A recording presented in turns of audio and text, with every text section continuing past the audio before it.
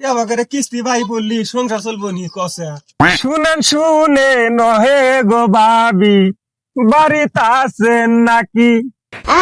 আপনার কিন্তু চারটা কিস্তি পইরা গেছে বাকি।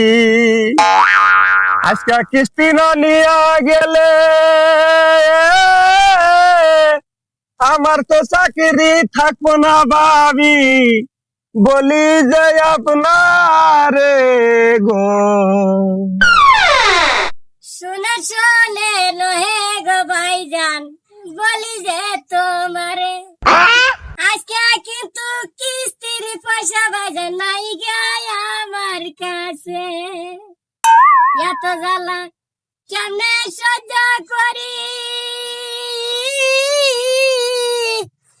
বানর তো গেছে গা কেরালা, আমারে তুই একলা বাড়ি গো।